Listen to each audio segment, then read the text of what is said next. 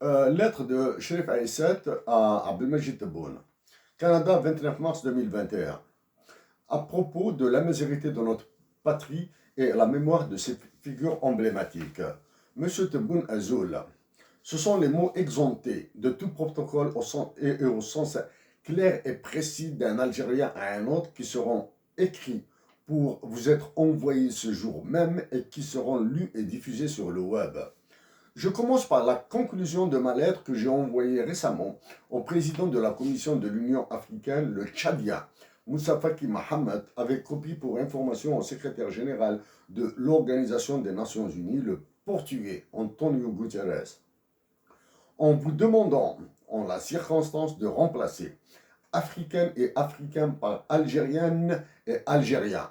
La conclusion dit: en priant Dieu de bénir mon action si elle s'inscrit dans le bien et la paix de mes compatriotes africaines et africains, de la maudire et la rendre caduque le cas contraire. Je vous remercie de m'avoir lu. Dans le corps de la lettre, il y a aussi deux paragraphes. Le premier dit: même sous cette appellation qu'il a trahie, l'Algérie est l'unique terre sur la planète, l'unique patrie au monde à porter le nom de Mecque des révolutionnaires. Avec la complicité et la responsabilité de l'Union africaine et autres organisations internationales interétatiques africaines, quelles que l'ont été les humiliations qu'elle a subies de la part de sa présidence et de l'état-major de son armée, et quelles que sont celles en cours et le seront celles qui suivront, Mecque des révolutionnaires, elle le demeurera.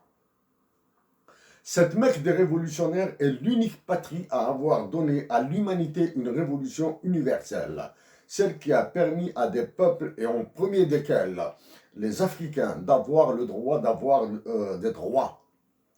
Trois défis à la portée des patriotes algériens relevés, et comme l'a fait Thomas Sankara pour son pays, avec un nouveau prénom pour l'Algérie, et elle redeviendra heureuse. Le premier, la complétude de son identité qui commencera par se doter d'un hymne national bilingue pour souder ses Arabes et Amazirs. Le deuxième, la loyauté de tous envers l'État qui sera au moyen d'une loi de reddition de comptes au service de la patrie. Et le troisième, l'honnêteté de chaque individu dans la production du bien-être collectif, lequel doit être le plus grand possible pour que sa part soit la plus grande possible. Le deuxième, la révolution algérienne et sa suprême humiliation. Elle est l'œuvre de la France et de son actuel président, qui a vengé l'organisation de l'armée secrète née dans son pays et qui a refusé l'indépendance de l'Algérie. De plus, il a imposé à l'État algérien et aux Algériens le sévrage de l'écoute et exécution de leur somptueux hymne national mis en vers par Moufdi Zakaria, un mouzabite d'extraction amazigh, et sous l'initiative de Ben Ramlan, un kabyle de la même extraction. Cette réalisation et ces deux figures ont cristallisé la solidarité entre les Algériens qui ont ainsi fédérer leurs forces pour atteindre l'objectif fondamental, l'indépendance. Notre hymne national contient 4 vers dénonciateurs de la France. Combien d'années faudra-t-il remonter pour se rappeler son dernier chant? Un autre élément, et pas des moindres, un référendum sur la Constitution sur un texte nauséeux et nauséabond a été organisé le 1er novembre, jour anniversaire de la guerre de libération. Monsieur Tebboune, vous est-il possible, en tant qu'Algérien, de réagir à ces mots qui seront accompagnés de la lettre que j'ai envoyée à la présidence de la République en avril 2014, ce qui fait donc 7 années, comme la durée de notre guerre de libération, en sollicitant d'autres compatriotes pour discuter, dialoguer, débattre, s'affronter et décider sur la dotation de l'Algérie d'un hymne national bilingue en arabe et tamazight, avec une reconsidération totale de la mémoire de ces figures emblématiques comme Ali Leimash, né en 1925 et décédé en 1946, ou Ali Benaï, né en 1917 et assassiné en 1957. Mohamed Haroun, né en 1949 et décédé en 1996, en laissant dans le dénuement total sa famille, qui a été torturée à mort, à devenir fou dans les prisons algériennes comme Lombez, dans les Aurès, cette terre chaoui, tout aussi amazigh que révolutionnaire. À propos de l'hymne national, c'est en 1964 que Hussein Aït Hamed a posé sa problématique. Il a écrit dans la guerre et l'après-guerre.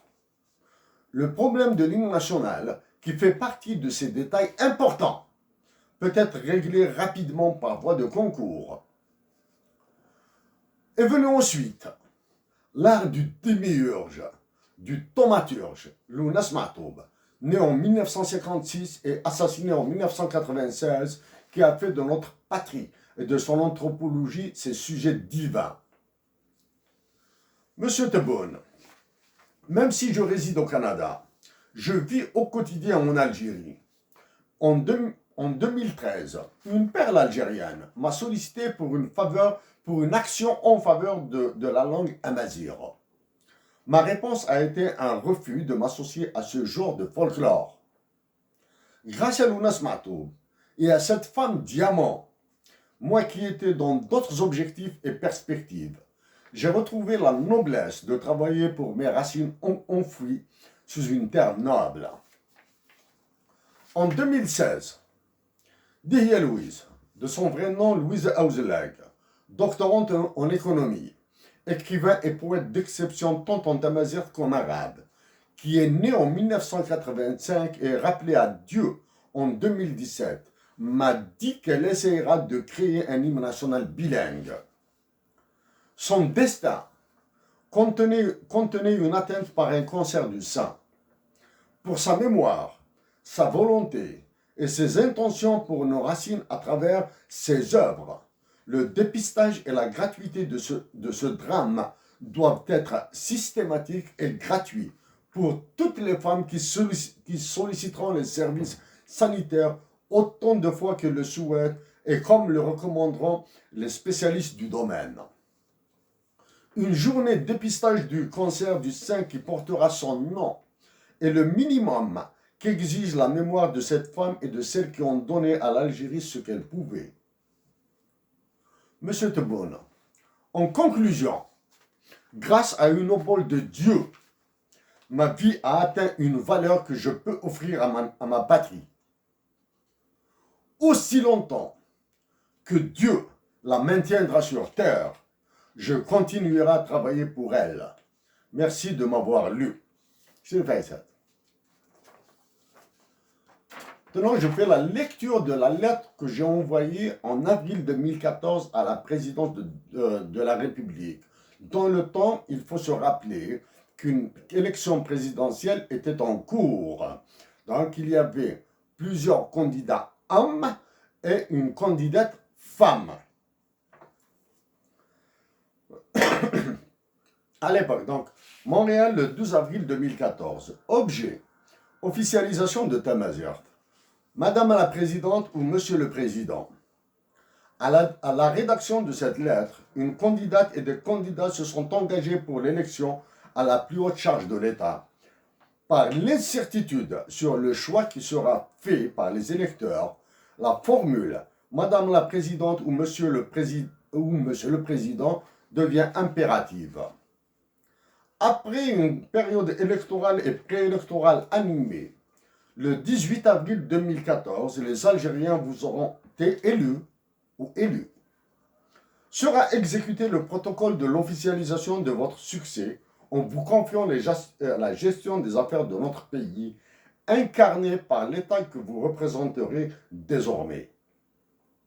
Que la paix et la sagesse soient les facteurs qui guideront les actions de ceux qui ont les droits, le bien-être et la prospérité des Algériens comme objectif. Passer les délais indispensables pour votre prise de fonction serait probablement passer aussi la commémoration de l'un des événements les plus marquants de l'Algérie indépendante. Le printemps berbère ou événement d'avril 80, une période d'éveil, une période de douleur aussi. Madame la Présidente ou Monsieur le Président, l'Algérie est ma patrie. Si elle est vivante, elle l'est par la grâce d'une âme que j'aime. À celle-ci, il manque un attribut existentiel, une identité pleine et entière.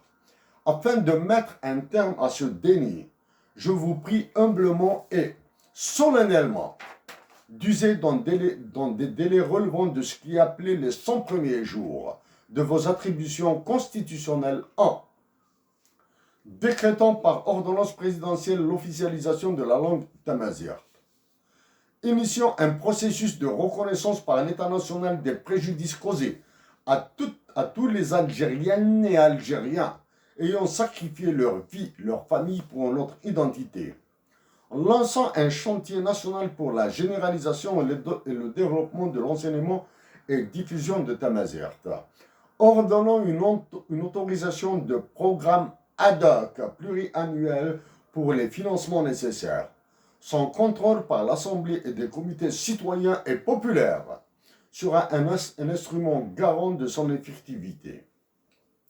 Imposant une initiative à doter la République algérienne d'un hymne national bilingue, exécuté en tamazight et arabe. Madame la Présidente ou Monsieur le Président, les 5 actions énumérées ci-dessus décrivent un ensemble intégré qui éloignera l'État des processus parcellaires que les joutes politiciens ne feront qu'exploiter pour exacerber des tensions. Ils participent à la transformation du déni de notre identité en un processus positif pour des peuples que cette terre et région ont portés. Il ne s'agit point d'une revendication. Il ne s'agit point d'une revendication, car une telle approche serait une agression supplémentaire à une anthropologie, à une ethnologie que même 8000 ans n'ont pas effacée, réussi à dissoudre. Ceci vaut pour l'éthique de la conviction, laquelle est renforcée par la certitude qu'un bon nombre de nos compatriotes la partagent. Et pour preuve, l'ensemble des actions initiées, des écrits produits et des déclarations tant politiques que citoyennes allant dans le sens de l'officialisation de tamazight. Quant à la faisabilité de ces actions, leur ordre dénote la modération. Si des exemples doivent être donnés, ils ne seront qu'africains. L'Afrique du Sud, ses langues officielles et son hymne national en 5 langues officielles est parfait. L'Afrique du Sud, ses langues officielles et son hymne national en 5 langues officielles est parfait. La reconnaissance constitutionnelle du caractère national de tamazight en 2003 est une preuve suffisante pour confirmer que l'État a commis des injustices en torturant, condamnant à différentes peines certains de nos compatriotes qui ont proclamé que leur identité et langue sont tamazight. La généralisation de la langue amazigh est débattue davantage pour ses bilans négatifs que positifs. Un processus conforme aux standards et exigences du XXIe siècle avec reddition publique des comptes est indispensable. Un mode de financement exceptionnel est souhaité, car il s'agit d'une action fondatrice d'un nouvel État qui ne peut se réaliser au moyen d'un instrument ordinaire, une loi des finances annuelle. Les exigences de transparence et de participation du peuple en sont une raison supplémentaire. Une initiative pour un hymne national salvateur relève du courage patriotique d'abord, politique ensuite, et ce sera l'action qui remettra l'Algérie dans la liste des pays qui osent. Je conviens avec vous que c'est un défi pour trouver l'unanimité nécessaire. Une liberté d'expression pour des débats publics ou une coercition référendaire sur tous les Algériens seraient des voies à emprunter.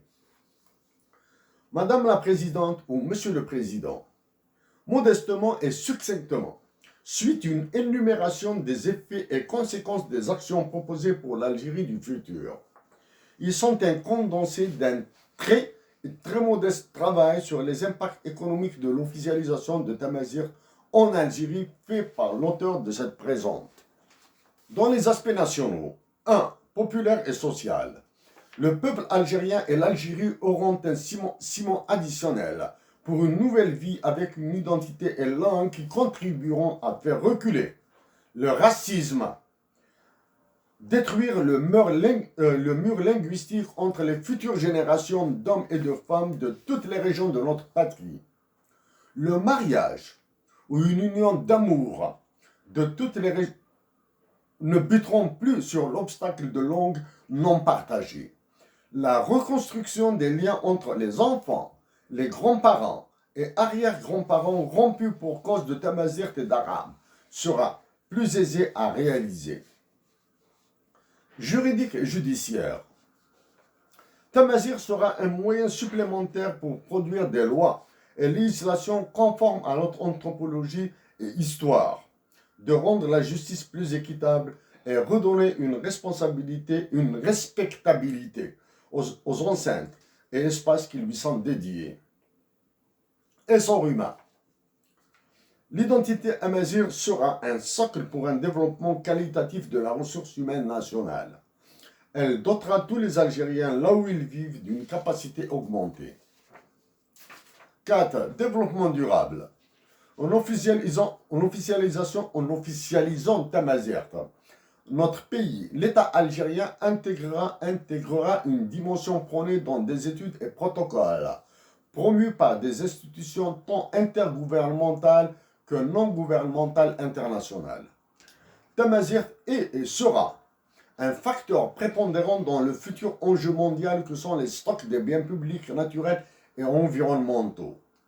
Ces stocks sont appelés à être comptabilisés dans une nouvelle unité qui inclura le rapport des Algériens à la nature. Pour preuve, dans les énergies fossiles, c'est le coût de reproduction et non de production qui est devenu l'enjeu central. Économique. En plus de la production stricto sensu, une identité pleine et entière acceptera aisément davantage l'apprentissage de nouvelles langues internationales, qu'elles deviennent nationales ou officielles ou non. Dans le domaine des relations internationales, lors du dernier examen périodique universel de l'Algérie au Conseil des droits de l'homme de l'ONU, notre pays a été formellement sanctionné sur instigation des pays considérés comme amis dans les cérémonies officielles ou rencontres internationales. En reconnaissant Tamazight, identité et langue, notre patrie ne subira plus ces humiliations et ne sera plus sous l'emprise du chantage aux droits humains, à la coopération ou à l'économie. Nous le répétons, en reconnaissant Tamazight, identité et langue, notre patrie ne subira plus ces humiliations et ne sera plus sous l'emprise du chantage aux droits humains, à la coopération ou à l'économique. Aussi, en mettant un terme à ce déni, notre pays sera un exemple pour les autres où Tamazight pourrait redevenir officiel. Des pays dits du Sahel ou de l'Afrique de l'Ouest comme le Niger et le Burkina Faso ont déjà lancé des programmes d'action pour intégrer les dialectes amazigh comme le tamashar dans leur cycle d'éducation nationaux. Dans le domaine de la coopération internationale, en nous répétant, les conjonctures internationales sont troubles. Notre pays a, par le passé, intégré et a agi dans des espaces et forums internationaux. En officialisant Tamazight dans sa double dimension, identité et langue, l'Algérie se dotera d'un instrument moralement noble, politiquement utile dans son action en coopération internationale avec d'abord les pays voisins et les autres ensuite. Des théories et études montrent que l'identité, les langues et les cultures sont devenus des facteurs de paix, de développement, de promotion des échanges et d'équilibre dans les jeux et enjeux de puissance. pour la paix sur notre terre d'Algérie. D'autres théories visent à partitionner des pays sur des bases ethniques, linguistiques et religieuses sont opérationnelles. Leurs promoteurs les exécutent pour s'assurer des positions hégémoniques et des gains économiques. Pour cette fin, ils les fragmentent et comme exemple, le Soudan et le Soudan du Sud, la Libye est candidate, l'Algérie n'est pas épargnée. Nous répétons, pour la paix sur notre terre d'Algérie, d'autres théories visant à partitionner des pays sur des bases linguistiques et religieuses sont opérationnelles. Leurs promoteurs les exécutent pour s'assurer des positions hégémoniques et des gains économiques. Pour cette fin, ils les fragmentent et comme exemple, le Soudan et le Soudan du Sud. La Libye est candidate, l'Algérie n'est pas épargnée. Madame la Présidente ou Monsieur le Président, les conjonctures nationales, régionales et internationales avec ces guerres pour l'accaparement des ressources naturelles et des terres rares, en particulier les guerres entre les monnaies, les conflits liés à l'eau et au maintien des dépendances alimentaires, risquent d'être une calamité. L'Algérie, notre patrie, est dans ces tourbillons et dans une position très vulnérable.